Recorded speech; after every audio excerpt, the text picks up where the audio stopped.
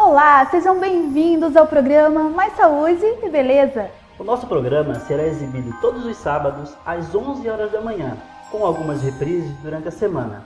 Vamos trazer vários temas sobre saúde e beleza, para aumentar seu conhecimento, melhorar o seu autocuidado e assim a sua qualidade de vida. E para participar, você pode nos enviar sugestões de temas, dicas de saúde e beleza ou dúvidas para a nossa página do Facebook. Ou, se preferir, você pode ligar para o telefone 48 3047 0793. Nós contamos com a sua participação. Lembrando que nossos vídeos serão postados semanalmente na nossa página do Facebook, Mais Saúde e Beleza, como está aparecendo na sua tela. É isso aí, Mário. E hoje, em nosso programa, falaremos sobre os mitos e verdades da nutrição. Até que ponto o que é dito sobre nutrição é verdade? Nem sempre podemos confiar em todas as informações que são passadas. Hoje, com a ajuda da nutricionista Daniele Felício, vamos tirar essas dúvidas. Isso aí, Mário. Será que beber água em jejum emagrece? Será que o leite ajuda na gastrite? E o óleo de coco, será que ele reduz a gordura abdominal? Tudo isso e muito mais hoje no programa Mais Saúde e Beleza.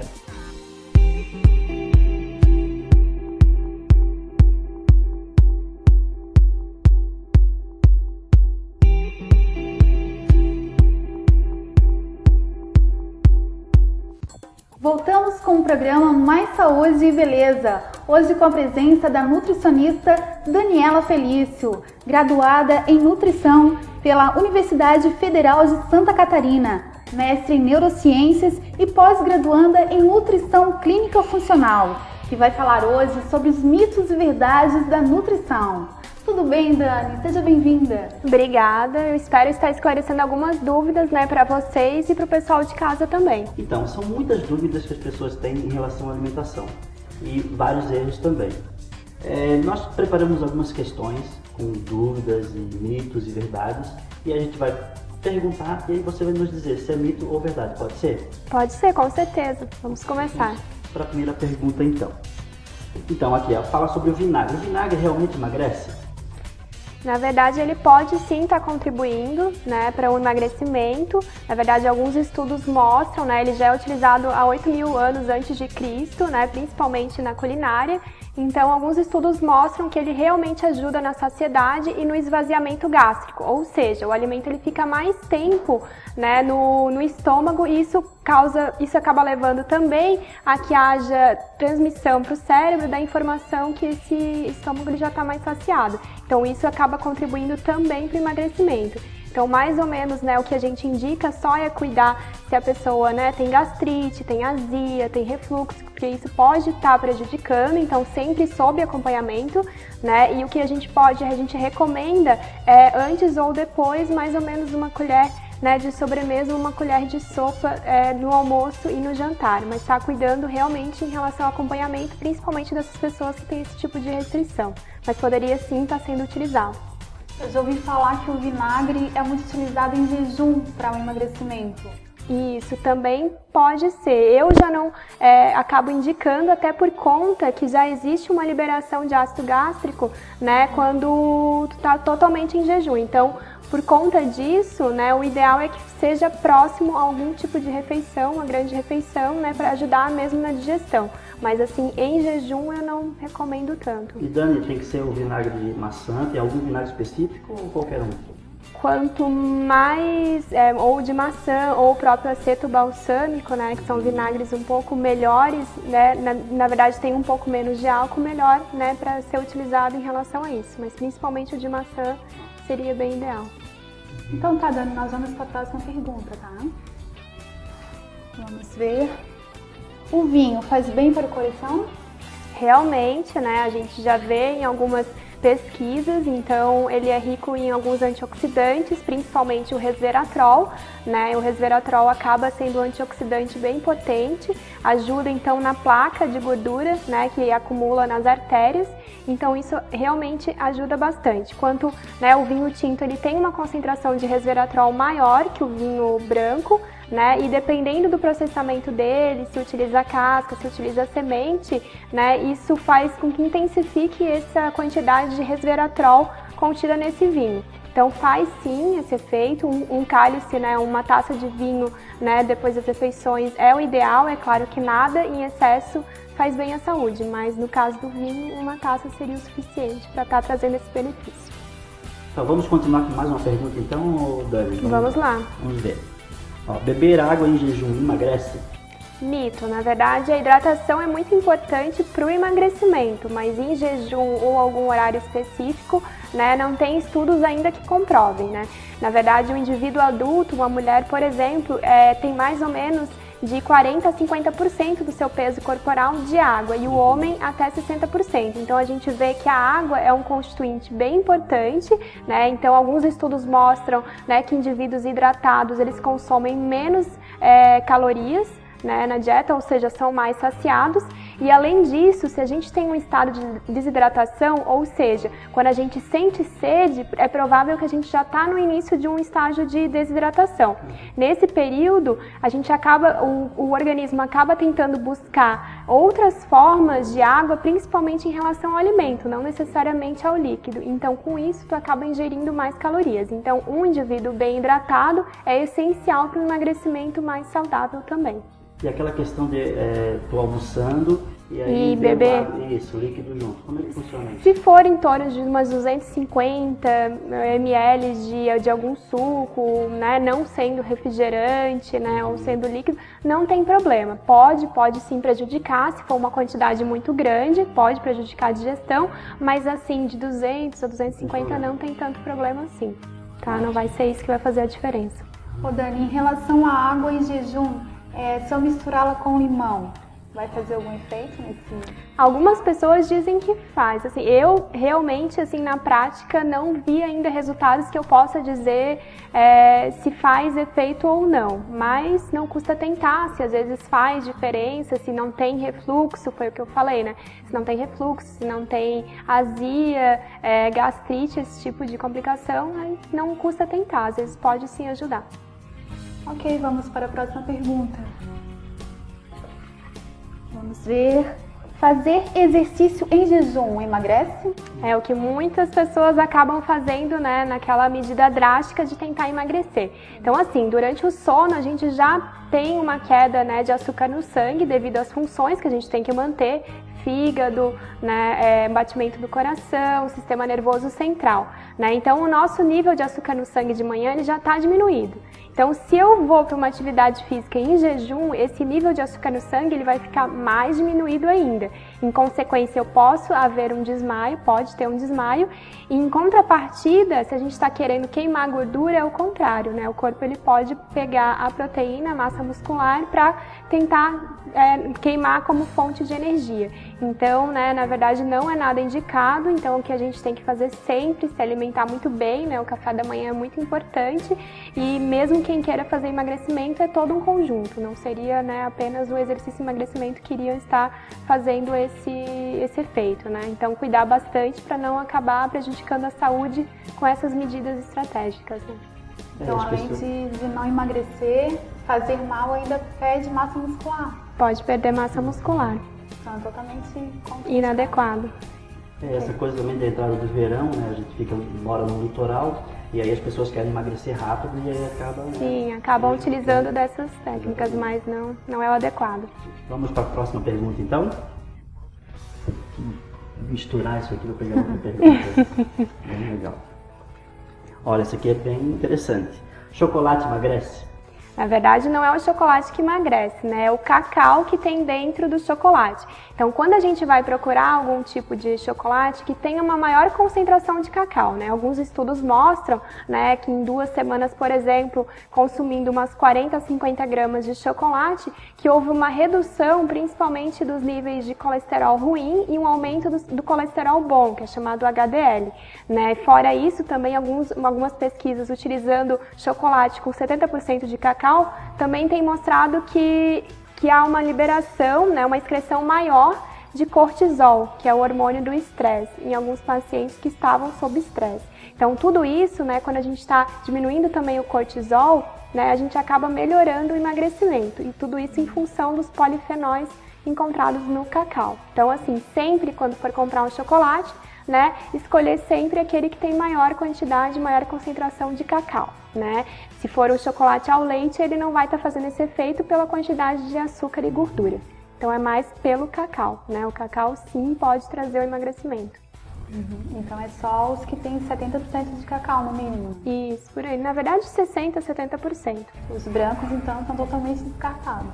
Sim, nesse caso, sim. Com certeza. Vamos para o próximo? Sim, vamos lá. Vamos lá, então. Cerveja da barriga, Dani?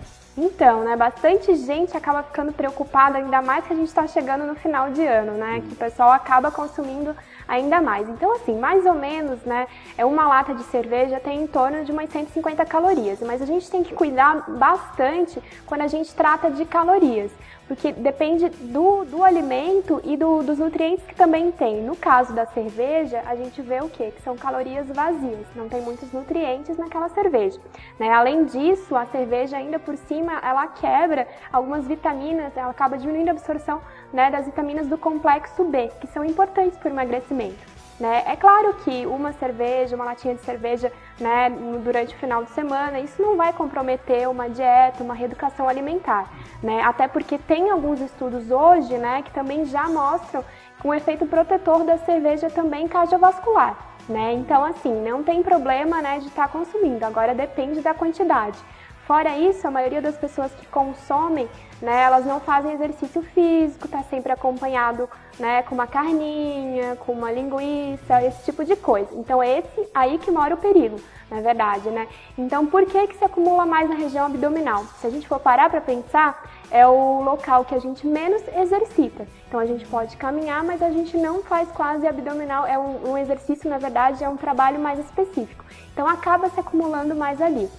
Então, como todo alimento em excesso, né, ele pode sim, né, tá aumentando a gordura abdominal, mas a gente tem que cuidar com o tipo de caloria, né? Não, na verdade, em equilíbrio não tem problema, mas no caso em excesso vai ter. Ok. Vamos para a próxima pergunta, então? Eu estou gostando disso aqui, muito bom. Então, o chá 30 ervas realmente funciona? Então, né, chegando no final de ano, o pessoal também acaba procurando outras estratégias e vem aí os chás, né, principalmente diuréticos. Então, cuidar bastante, né, com esses chás de 30 ervas ou, né, que fazem uma mistura de ervas específicas, né. Hoje a fitoterapia, a gente toma bastante cuidado em relação à prescrição de plantas, né, que a gente às vezes pode ter algum tipo de patologia que associada àquela planta que a gente acha que é inofensiva, pode estar trazendo algum efeito deletério pra gente. Então, assim, né, quanto maior a quantidade de ervas, maior a interação também entre elas. Né? E fora isso, eu não vou saber direitinho o que cada erva vai estar atuando e vai estar ajudando. Então, assim, se quiser utilizar, procure um profissional qualificado que ele vai estar indicando um fitoterápico ou em forma de erva ou em forma de cápsula que vai estar ajudando nesse processo específico que vocês, né, que a gente quer. Né? Mas assim, comprada, essa mistura, a gente não sabe a quantidade que tem de cada um e como foi feito. Então, tomar cuidado, assim, eu não indico, então, pra mim, é totalmente mito.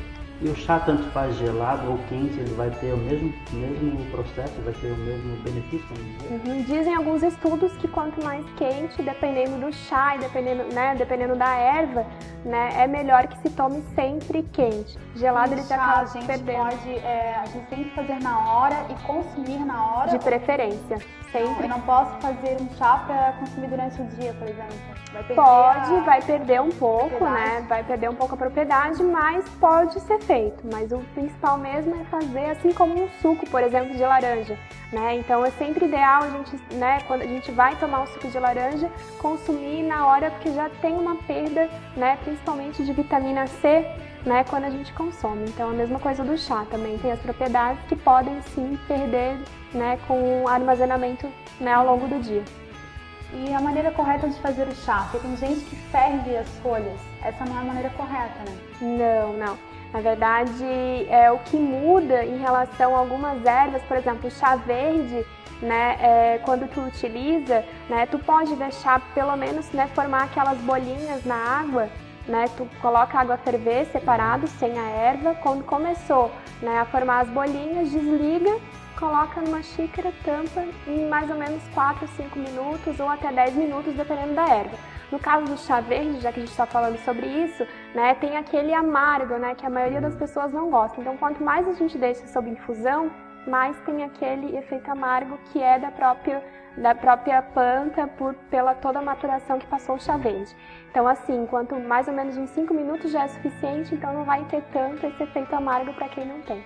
Tá? Mas é sempre assim, ferveu a água, começou a borbulhar, coloca em cima da erva e deixa sob infusão. Por isso, assim, sempre procurar um profissional qualificado que ele vai estar indicando a melhor erva, quando, né, a gente tem que ver também em relação à patologia de cada um para não ter interferência em algum tipo de medicamento, porque isso pode sim acontecer. A gente acha que planta é inofensiva, mas a gente tem que cuidar bastante porque pode trazer prejuízos à saúde, né, não bem orientado.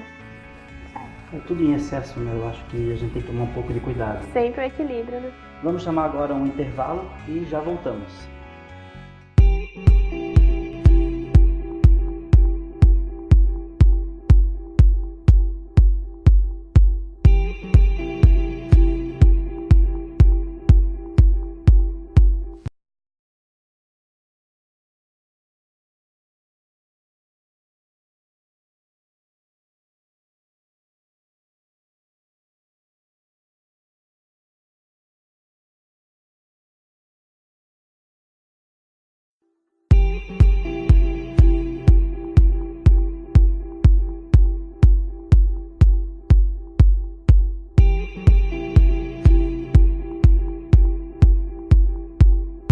Voltamos com o programa Mais Saúde e Beleza, com a presença da nutricionista Daniela Felício, falando sobre mitos e verdades da nutrição. Vamos para mais uma pergunta, Dani? Vamos lá, né? Vamos ver então? Dani, podemos fazer o famoso dia do lixo na alimentação sem comprometer a dieta? Não, na verdade a gente tem que cuidar bastante com esse famoso dia do lixo, né? Por exemplo, vamos citar, né, um desses combinações, né, de fast food que a gente vê muito por aí, né? E tem algumas opções. Então, mais ou menos uma batata frita, um sanduíche, né, um refrigerante, ele mais ou menos tem em torno de 1.200, 1.300 calorias, né? Isso, dependendo da dieta, a gente vê que é bastante expressivo. Seria quase metade de um dia, né? Fora isso, algo para a gente ver bem, né, na prática, por exemplo, um chocotone de 500 gramas. Né? Mais ou menos ele tem em torno de 2.100 calorias. Quantas vezes a gente já viu, né, muita mulher às vezes na TPM comendo aquele chocotone o dia inteiro. Então 2.200 calorias equivalem a mais ou menos umas 36 bananas, ou seja, ninguém come 36 bananas. Então, para ver como uma banana, né, traz saciedade do que o chocotone, por exemplo, muitas vezes a gente acaba consumindo. E isso, de forma geral, né, não é comer um pedaço, né, uma fatia de chocotone, né, ou alguma coisa assim fora da dieta no final de semana. Isso pode realmente acontecer, mas a gente tem que cuidar bastante em relação à quantidade, né, que a gente consome, né, de determinados alimentos. Isso acaba interferindo bastante em todo o equilíbrio que a gente tentou trabalhar a semana inteira. Ok. Vamos para mais uma pergunta? Então, o colágeno faz efeito na pele? Na verdade, faz sim, é verdade, né? Depois dos 30 anos, a gente tem uma queda de colágeno bem expressiva, então a gente precisa estar suplementando, só que a gente tem que tomar cuidado, porque o colágeno é uma molécula muito grande. Então, para fazer efeito, a gente tem que utilizar o colágeno hidrolisado. Não sei se vocês já viram por aí em farmácia de manipulação ou em casa de produtos naturais. Né? Cuidar também da matéria-prima e da onde a gente está comprando. Então, o colágeno hidrolisado, ele acaba ajudando na absorção em termos de 90% desse colágeno no nosso intestino, quando é absorvido. E faz sim efeito na pele e na elasticidade. Junto, a gente sempre, né, quando pede para o paciente ter junto vitamina C e silício, que são 2 cofatores importantes também para a produção e para a utilização desse colágeno. Então faz efeito se bem orientado também. Dani, para o colágeno fazer efeito, ele tem que ser usado nos intervalos das refeições ou pode ser usado durante as Longe das grandes refeições, né? Nunca, porque geralmente nas grandes refeições a gente tem um grande conteúdo proteico. Isso acaba interferindo na absorção do colágeno, né, em relação ao metabolismo de proteínas. Então, sempre longe das refeições, das grandes refeições. Ok. Ok, vamos para a próxima pergunta. Vamos ver. Refrigerantes contribuem para a celulite? Contribuem, né? Assim como qualquer alimento calórico, né? Sem controle, a gente pode aumentar, né, a gordura corporal, e celulite, querendo ou não, é depósito de gordura sobre a derme. Então, querendo ou não, o refrigerante faz sim efeito. Né? A gente tem que cuidar também com as versões zero, né? Que geralmente tem uma grande quantidade de adoçantes e a base principalmente de sódio, né? O ciclamato de sódio. Então, para a celulite, uma das medidas, né, é restringir um pouco do sódio devido à retenção. Ou seja, mesmo refrigerante zero pode estar contribuindo também para a celulite. Então, cuidar bastante, né, quando a gente está, né, tentando, né, trabalhar com a celulite e está consumindo uma quantidade muito grande de refrigerante também. Ok, Dani. Ok, vamos para mais uma pergunta então, né? Ó, essa aqui, até eu uso esse produto aqui, vamos ver agora se ele é bom ou não, né? Semente de chia, emagrece? Pode contribuir sim, é um excelente coadjuvante para o emagrecimento. Por quê, né?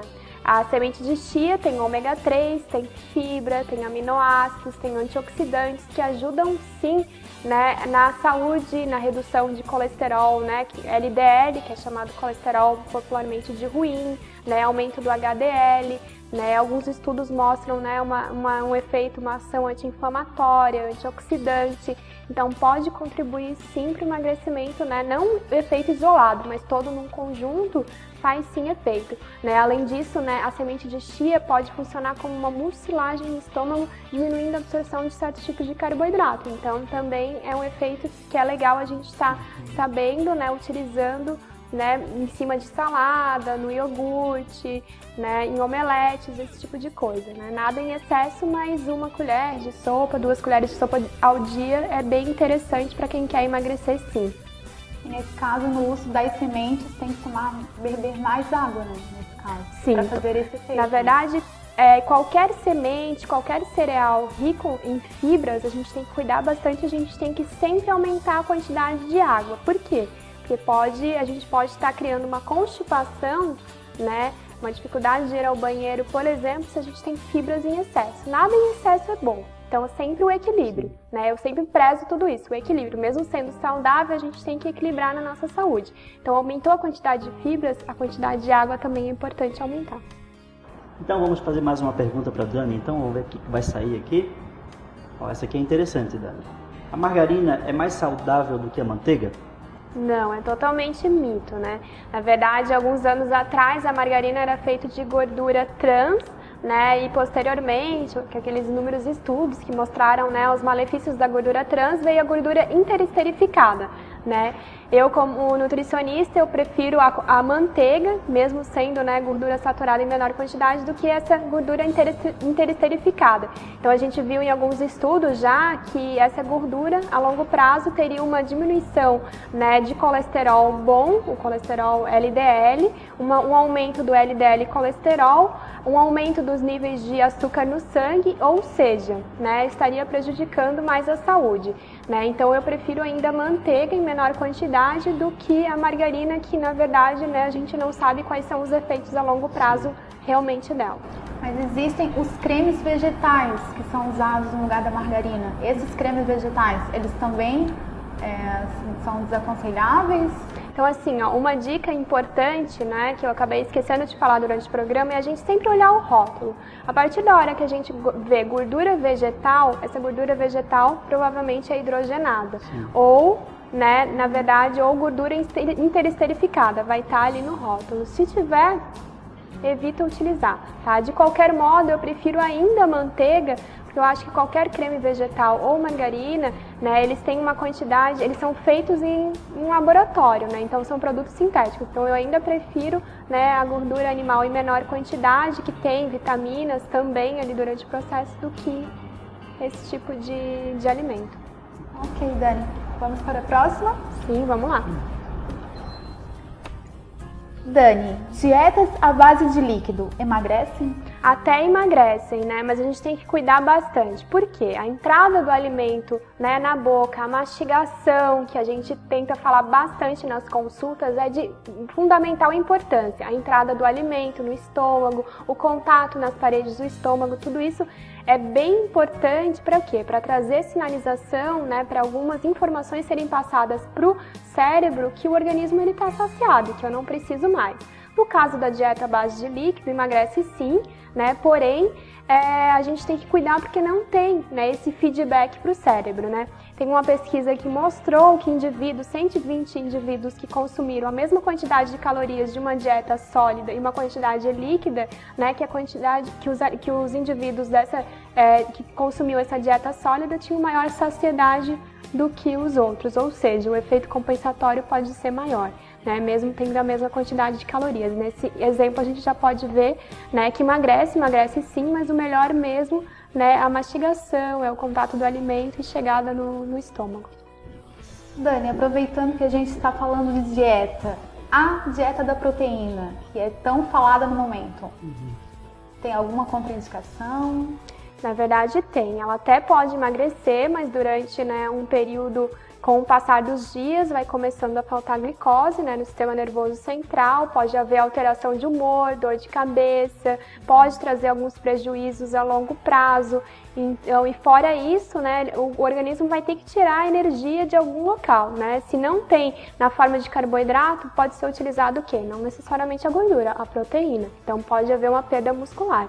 Então, a gente tem que cuidar em relação a isso. Dieta e reeducação alimentar, na verdade, né, pode ser com os alimentos que você gosta, né? Uma alimentação saudável é sim gostosa, então a gente tem que estar trabalhando com os alimentos para diminuir o peso, né? Então, com acompanhamento a gente consegue fazer isso muito bem. Ok, muito legal, Dani, eu adorei, eu aprendi muito. Que bom. E aí, Mário, deu Poxa, para tirar suas dúvidas? Aprendi muito hoje, foi muito positivo, de verdade. Agradecemos a tua presença. Que bom, né? Mas cabe lembrar para o pessoal também de casa, né, que a nutrição é uma ciência muito nova. Então, às vezes, né, o que determinada pesquisa fala hoje, amanhã pode ser que o mesmo alimento, né, venha trazer outros malefícios ou benefícios à saúde. Então, a gente tem que sempre manter informado, cuidar, procurar um profissional adequado para estar orientando a melhor forma e trazendo esse emagrecimento, né? Não tentando fazer dietas mirabolantes, né, em cima da hora. A gente pode, né, trabalhar com os alimentos de forma adequada. Eu espero, né, ter ajudado todo mundo, né, e fico à disposição. Ok, nós estivemos aqui com a nutricionista Daniela Felício. Obrigada, Daniela, pela presença. Obrigada a você também. Seja sempre bem-vinda ao nosso programa. Eu queria agradecer também, seja muito bem-vinda, obrigado pela participação ao nosso programa. O nosso programa vai ficando por aqui, mas no próximo sábado estaremos de volta às 11 horas da manhã, com o tema Primeiros Socorros. Não perca! Obrigado pela companhia e até a próxima!